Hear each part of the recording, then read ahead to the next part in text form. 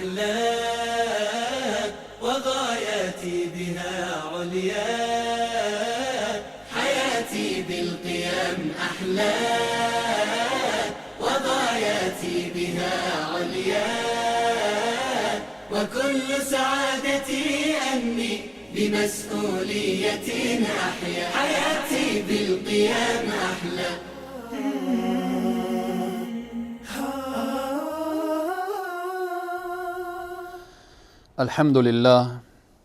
الحمد لله الذي هدانا لهذا وما كنا لنهتدي لولا أن هدانا الله، والصلاة والسلام على رسوله محمد وعلى آله وأصحابه ومن تبعهم بإحسان إلى يوم الدين. قال الله تبارك وتعالى في القرآن العظيم: فأعوذ بالله من الشيطان الرجيم: يا أيها الناس اتقوا ربكم الذي خلقكم من نفس واحدة وخلق منها زوجها وبث منهما رجالا كثيرا ونساء واتقوا الله الذي تساءلون به والأرحام إن الله كان عليكم رقيبا. صدق الله العظیم. خدمت همه عزیزان و بزرگواران، السلام علیکم و رحمت الله تعالی و برکاته.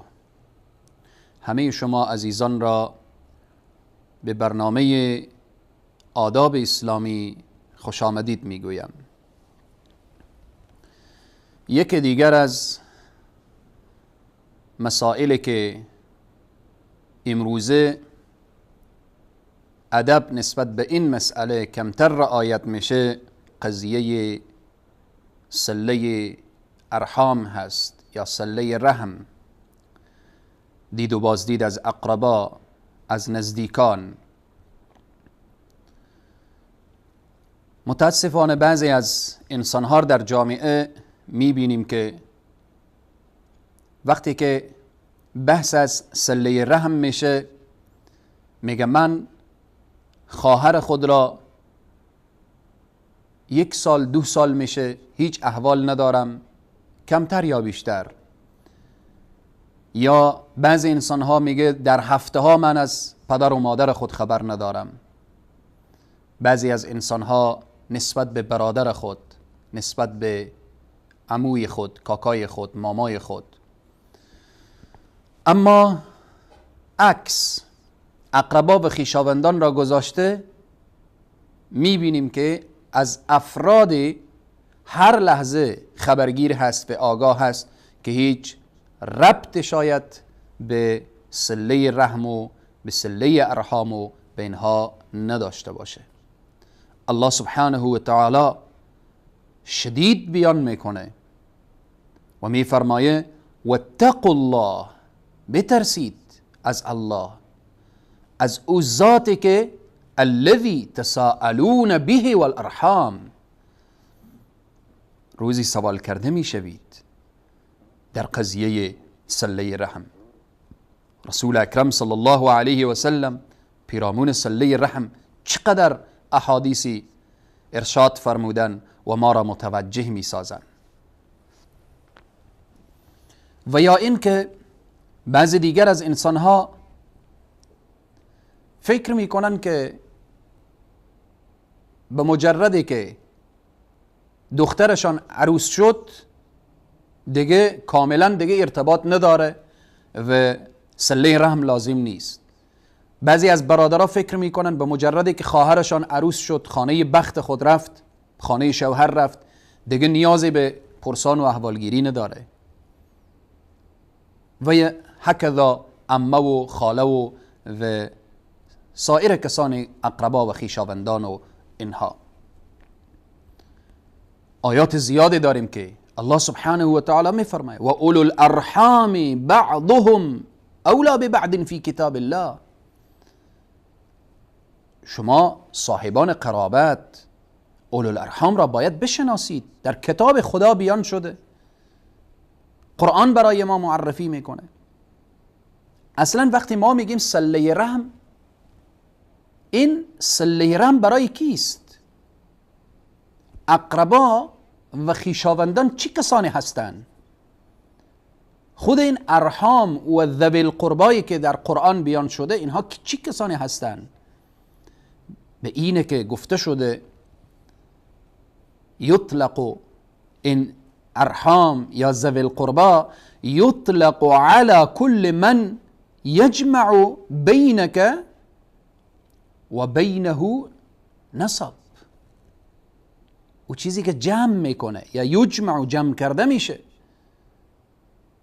او چیزی که جمع میکنه یا جمع کرده شده بین تو و بین او شخص نسب.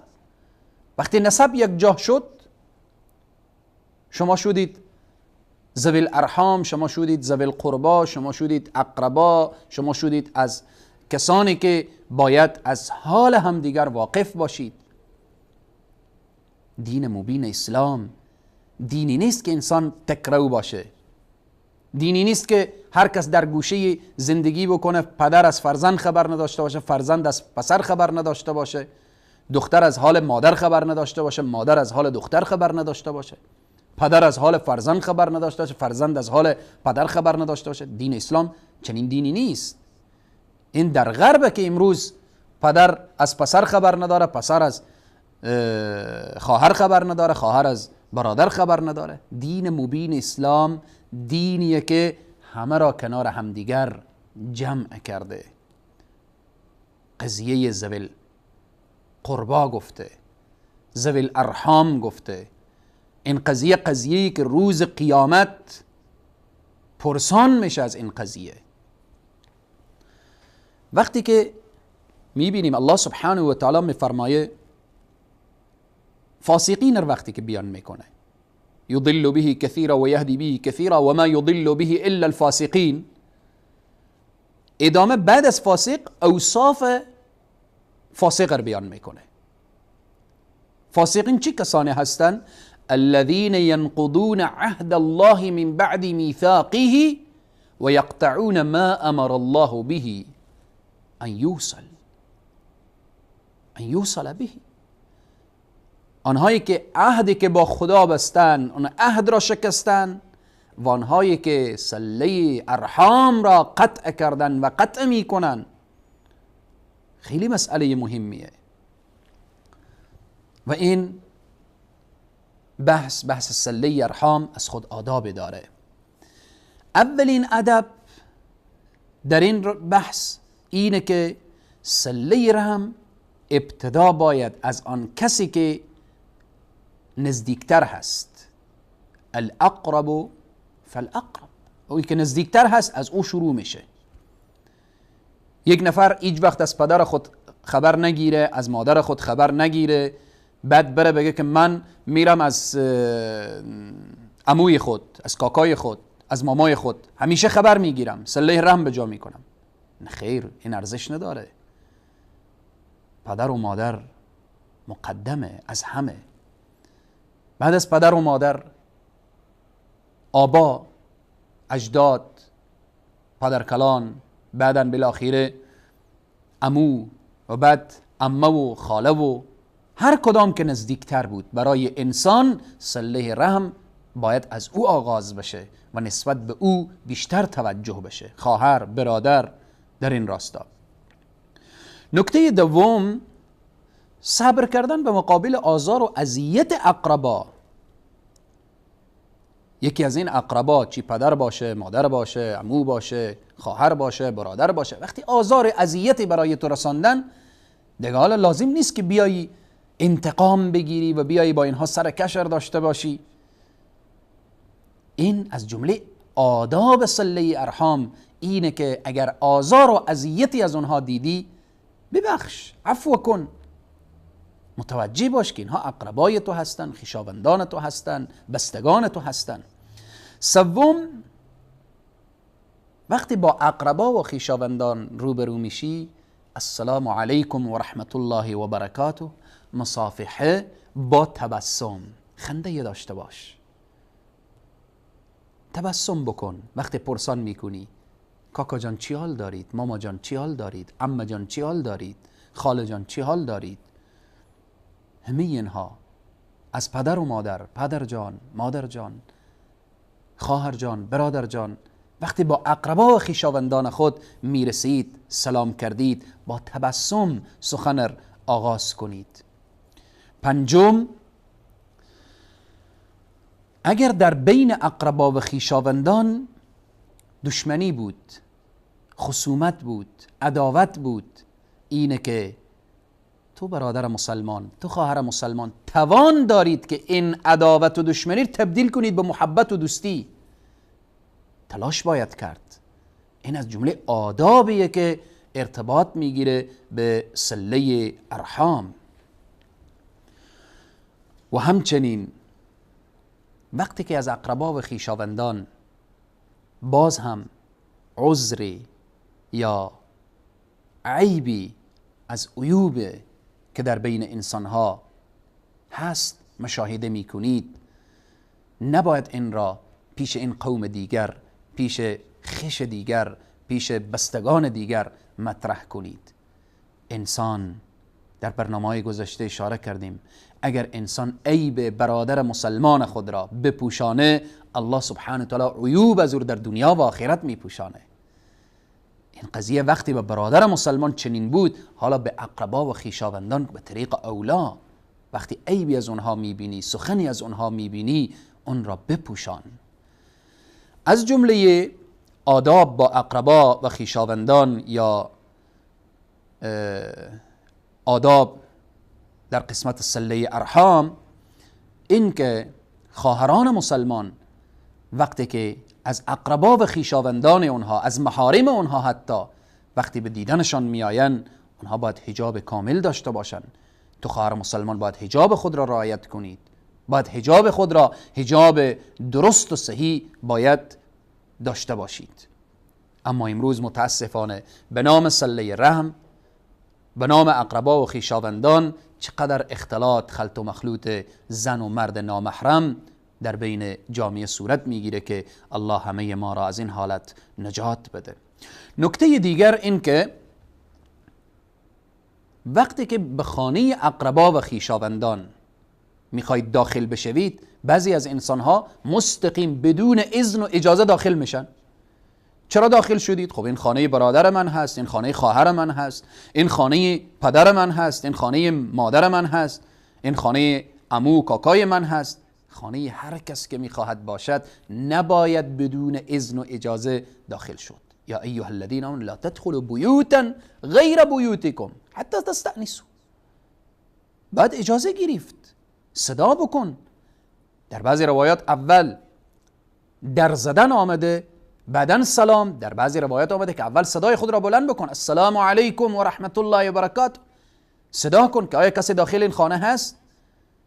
خب این اقربا و خویشاوندان تو، این عمه و خاله تو، خب شاید سرش پوشیده نباشه، شاید پایش پوشیده نباشه. در این راستا باید این ادب رعایت بشه که در خانه اقربا و خویشاوندان وقتی داخل میشوید باید صدا کرد و اذن و اجازه خواست. همچنین از جمله آداب صله رحم اینه که وقتی در بین اقربا و خویشاوندان، بین ذوی القربا میبینیم مشاکلی هست، باید نصیحت کرد به اسلوب حسن، به روش نیک، باید اونها را نصیحت کرد. برادرم این مشکل داری، خواهرم این مشکل داری، شریعت این را اجازه نداده، دین مبین اسلام این را تایید نکرده، این عمل درست نیست. به اسلوب درست، نه این که این سخن سبب نفاق بشه، سبب جدایی بشه، فتنه بزرگتری ایجاد بشه.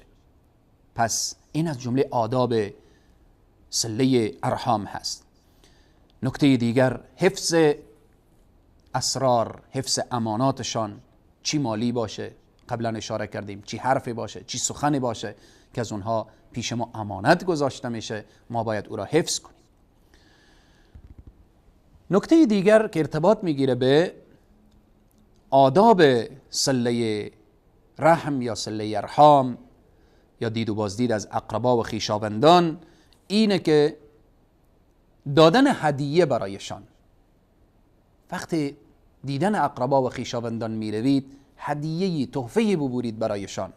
وقتی اونها برای شما هدیه و تحفه دادن، تحفه و هدیهشان را قبول کنید، با دل و جان بپذیرید، تشکری کنید از اونها، ولو که کم باشه، ولو که اندک باشه، ولو که قلیل باشه.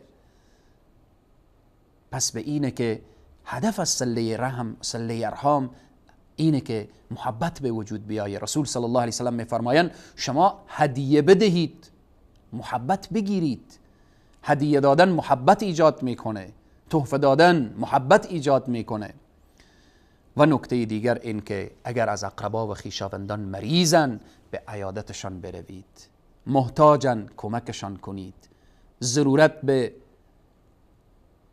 چیزی دارن که تو میتوانید این مشکلشان را حل کنید، بشتابید به حل مشکل اقربا و خویشاوندان و اینها. و همچنین از جمله آداب صله ارحام اینه که رسول صلی الله علیه و سلم میفرمایند لیس الواصل بالمکافی ولكن الواصل الذي اذا قطعت رحمه وصلها. این نیست که کسی با تو صله رحم انجام داد تو هم انجام بدی. اصل اینه که کسی که ارتباط خود را با تو قطع کرد تو برو صله رحم را به جا بیار، تو برو در خانهش، تو برو سلام بکن. خواهر مسلمان، برادر مسلمان، ارزش اینه که ما همدیگر را درک کنیم، دست همدیگر را بگیریم، شیاطین جنی و انسی ناامید کنیم، نگذاریم بین خانواده ها، بین اقربا، بین خویشاوندان خدای نخواسته کدورتی ایجاد بشه، صله رحم شکنی بشه. ما باید وصل کرد. صله ارحام میگیم، وصل کردن اقربا و خویشاوندان به هم دیگر.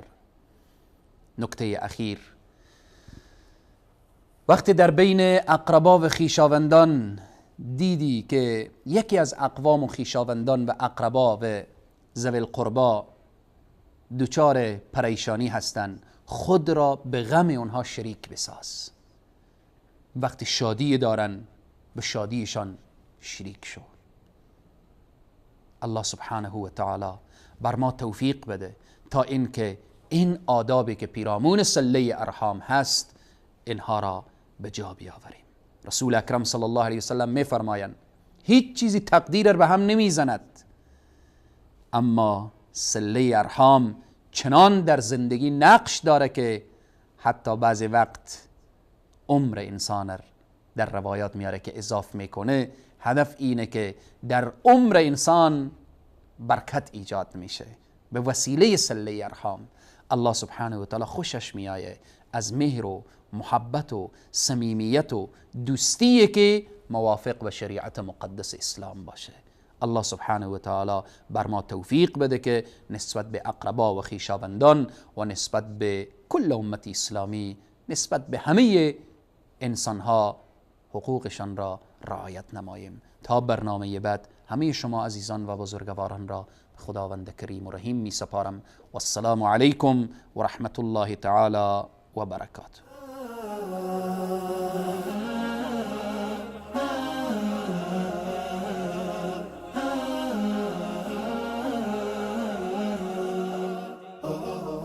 حياتي بالقيام أحلى وغاياتي بها عليا، حياتي بالقيام أحلى وغاياتي بها عليا، وكل سعادتي أني بمسؤولية أحيا، حياتي بالقيام أحلى.